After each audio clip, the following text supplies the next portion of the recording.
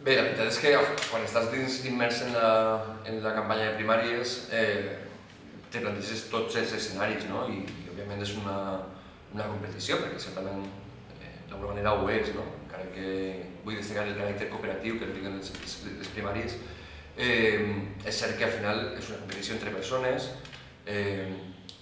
i te planteges tots els escenaris possibles. I durant la recta final de la campanya, al final sí que vas veient que vas comptant amb moltes complicitats, amb algunes que esperaves i altres que et sorprenen, no? I com igual de sorprenent és la xifra de participants, no? En el procés general. Per tant, bé, podem dir que existia la possibilitat, però efectivament la nit que es confirmava va ser una sorpresa positiva i una gran alegria. I sobretot una gran responsabilitat, no? Perquè al final quan passaren les dades de participació i de vot final, més enllà de quedar el primer, per a mi hi ha una dada que és important i és que el 49,50% de la gent que havia participat en les primàries havia posat el meu nom en una de les caselles. I aquesta transversalitat, d'alguna manera, sí que per a mi és la dada més positiva.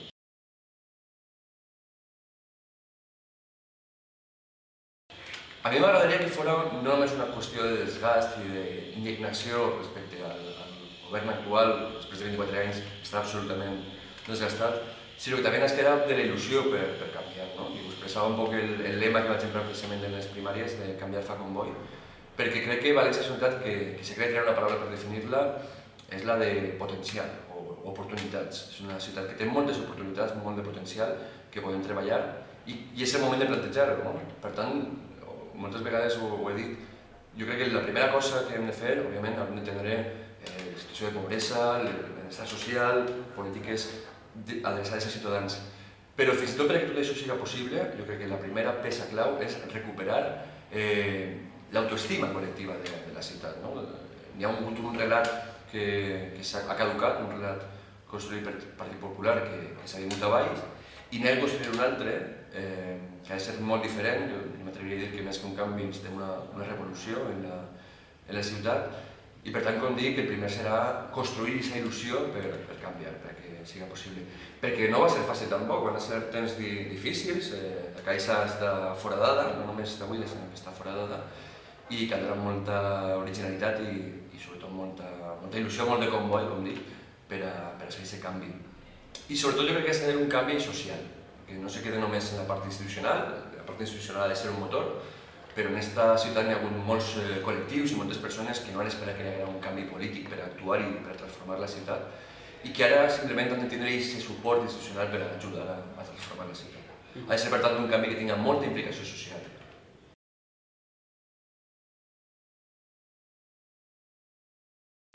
Joan té moltes virtuts i fins i tot les coses que podríem definir com a defectes també són virtuoses, perquè jo li ho he dit en moltes ocasions, Joan és una persona molt tranquil·la. És una persona que és molt difícil de sufocar, que té les coses molt clares, però que a la vegada també sap escoltar, sap assessorar, escoltar totes les opinions abans de prendre una decisió.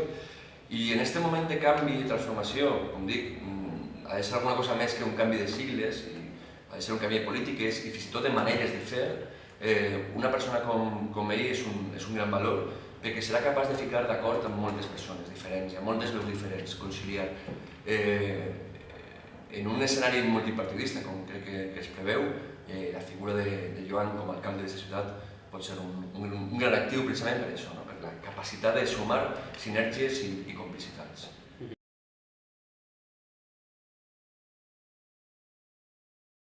Bé, jo crec que el Compromís està consolidada com a força emergent, com a projecte innovador en la manera de fer política, i a mi fins i tot m'agrada posar en valor aquesta pluralitat interna, perquè és la suma de tres partits, de Bloc, d'Iniciativa i de Verds, però a dia d'avui és molt més que això. És també una plataforma ciutadana, hi ha gent independent, com el propi Joan Ribó, que no pertany a cap partit, i que en termes percentuals comencen a ser una part molt important de la coalició, que s'escapen de les dinàmiques partidistes, però a la vegada manté aquesta pluralitat i fins i tot la protegeix i la posa en valor, perquè més enllà de la suma dels partits el que per a mi és important és la suma dels moviments. El valencianisme, l'esquerra transformadora i moderna i l'ecologisme polític combinen molt bé, i s'ha demostrat en Compromís, i a més permet donar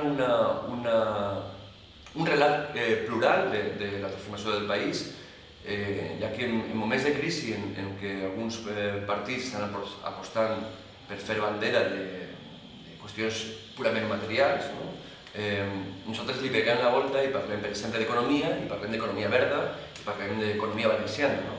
Crec que la nostra marca diferencial respecte a altres forces és precisament una, de caràcter mediambiental, aquesta cosmovisió ecologista que ens fa entendre que el canvi ha de ser també un canvi en clau ambiental, i per descomptat la valencianitat. Tenim la capacitat de prendre decisions per a la gent de casa i des de casa, sense cap tipus de condicionant extern ni un control remot des de Madrid que en moltes ocasions condiciona la política.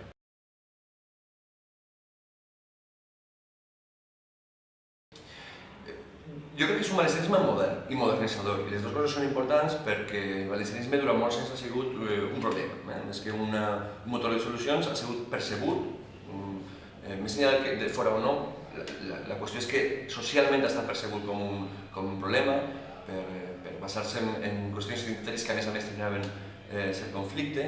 I jo crec que el valencianisme d'avui de Compromís és un valencianisme molt renovat, que posa en el centre del seu discurs a les persones, als valencians, al poble valencià, a la societat valenciana. I això permet avançar i superar determinats conflictes estèrils que durant molt de temps només han servit per a afeblir-nos i per a dividir-nos. Per tant, és un valencianisme modern i també modernitzador perquè en tant que té a la persona en el centre de la seva sobirania, de l'acció política, pretén ser un factor de cohesió i de progrés per a la manera d'entendre la política. I jo crec que els valencians s'enganyarien si en aquest maremoto de canvi, en aquest moment de canvi que hi ha, oblidarem també aquest factor. Hem mantingut una actitud massa servil cap a Madrid, cap al centralisme, i ara, en aquest moment de redefinició de la política, tenim també l'oportunitat de pensar en clau valenciana i començar a cohesionar-nos com a poble.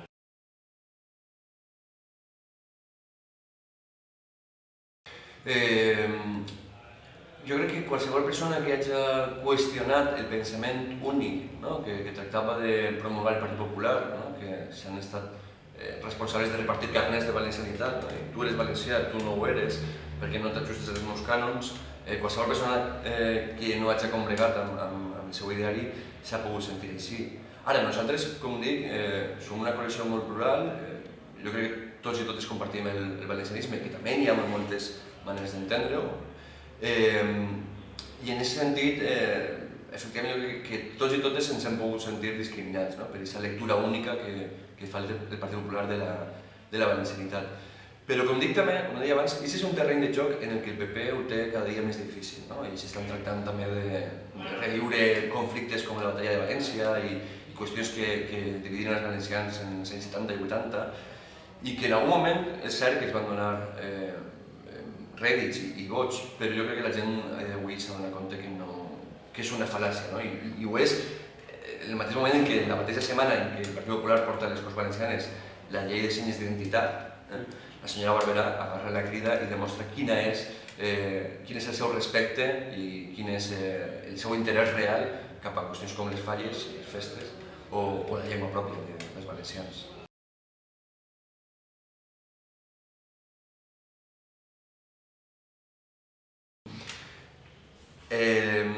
La gent de Compromís que hem treballat el tema de les falles hem hagut de treballar quasi en dos fronts. D'una banda, el treball respecte a les falles de València, en què havíem d'explicar o excusar l'absència durant molts anys de l'esquerra, per què l'esquerra no s'interessa per les falles, o per què l'esquerra també va estar expulsada de les falles, crec que és un procés de dues direccions. I l'altra banda, precisament, és això, explicar també al món de l'esquerra que, és cert, durant molts anys ha passat d'una manifestació popular que en la ciutat de València suposa esdevé el major moviment associatiu de la ciutat. Prop d'un 10% dels valencians participen de manera directa en el món de la festa. I per tant cal reconciliar aquests dos mons. A mi si em parlaren de la festa que és sàtira, que és recuperació de l'espai públic, que suposa cremar-lo vell i depurar-ho, no? Que efectivament que manté viva, i durant molts anys ha sigut així, ha mantingut viva la llengua a la ciutat, que són escoles de teatre, són escoles de dolçaina. Jo no puc definir això com un moviment de dretes, sinó més bé al contrari. Per tant, què ha passat ahir? Ha passat que la dreta va entendre perfectament el seu potencial i per això l'any 39 se constitueix la Junta Central Fallera. L'any 39 no és cap casualitat. Una vegada acaba la guerra, arriba el franquisme i veu el potencial de les falles i decideix controlar-ho. I fins i tot els últims anys tractar d'instrumentalitzar-ho al seu fi. I l'esquerra, per motius que s'escapen un poc possiblement el treball d'aquesta entrevista, manté una actitud de retirada i finalment en alguns casos de despreci.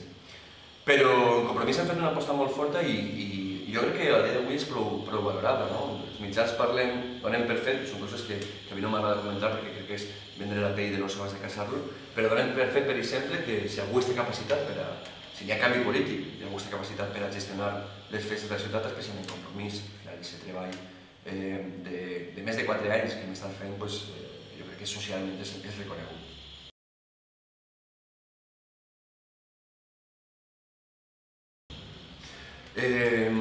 És prou important per diverses coses. Una cosa que ja comentàvem en la campanya anterior és que de la necessitat un poc hem fet virtut. Nosaltres no tenim accés als mitjans ni públics ni privats, entre altres coses perquè comencen a diluir-se.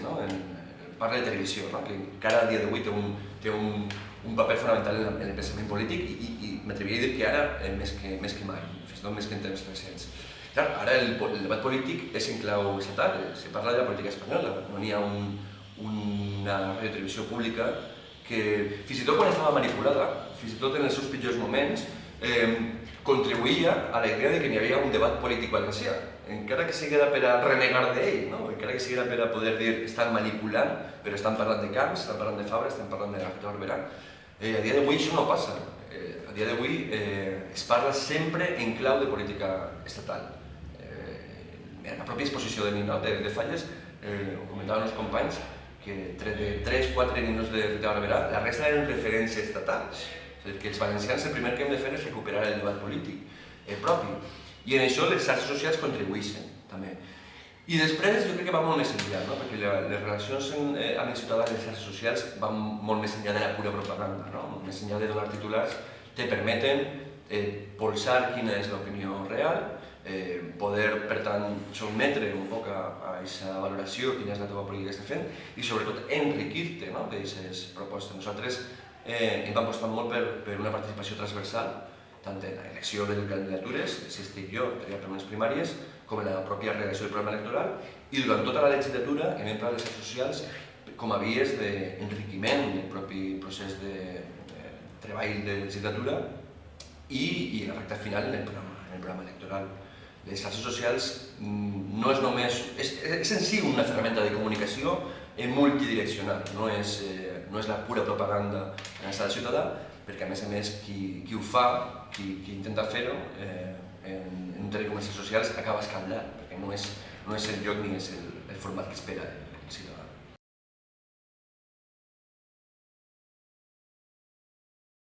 Jo soc de les persones que quan vaig ser Podemos a nivell estatal, d'alguna manera em vaig alegrar, no m'agrada tampoc de dir-ho perquè pensava que a nivell estatal calia també algun tipus de moviment que poguera donar un toc d'atenció al sistema i als partits hegemònics, PP i PSOE, que les coses no estaven fent-les bé.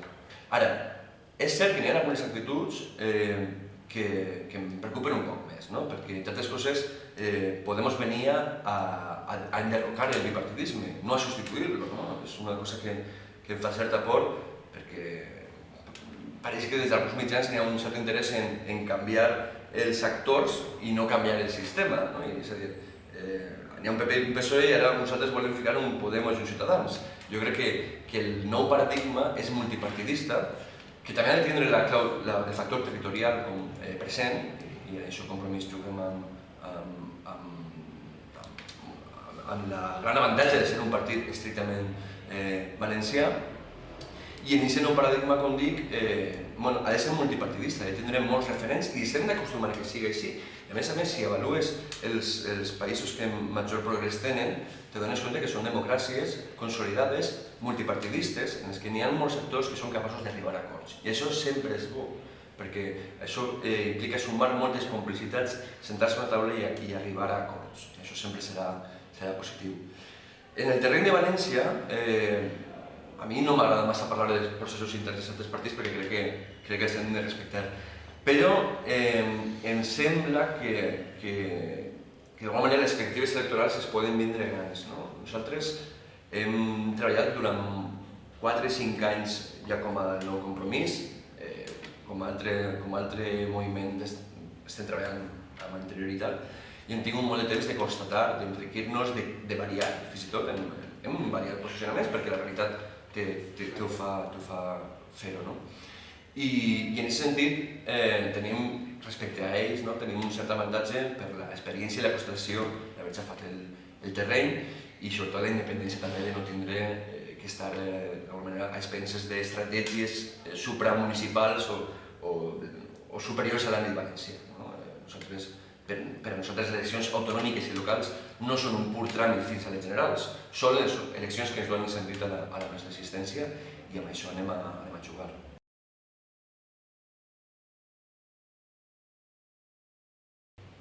Jo crec que és inevitable o indefugible, inexorable, que aprenguem a cooperar. I en aquest nou multipartidisme que espero que se confirme i se consolide després de les eleccions, n'hi haurà molts agents amb els quals caldrà coordinar-se i per tant, amb independència de si són pactes preelectorals o postelectorals, que jo crec que seran acords postelectorals, arribarem a aquest escenari. Però també el que em pareix important, d'alguna manera, és entendre que això és bo que sigui així. Ho vinc a dir per algunes veus que moltes vegades parlen de la unitat de l'esquerra.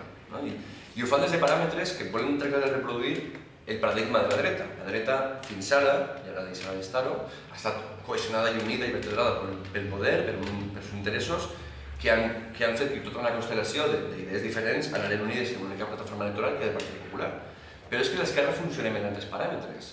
L'esquerra, per dir-ho d'una manera un poc eslògan, com més diversa, més potent, perquè són capaços de sumar diversos pensaments i corrents que quan tractes d'unir en una única plataforma electoral acaba sent molt reduccionista i basant-se en les renúncies de la gent, dels agents. Jo crec que és més important que puguem presentar-nos tal qual cadascú és, que per tant siguem capaços d'engrescar cadascú al nostre electorat potencial, a la ciutadania que se pugui sentir més identificada amb cadascun dels projectes i que el dia després de les eleccions siguem capaços, això sí, de cooperar. Perquè a mi no em preocupa, i ho ha dit Mònica molt bé, que hi hagi un tripartit o un quadripartit. El que em preocupa és que hi hagi un únic govern. I si és possible, que més sigui un cogovern amb la ciutadania, que se treballi de manera sincronitzada com un rellotge, que se treballi de manera connectada amb la societat que ens ha ficat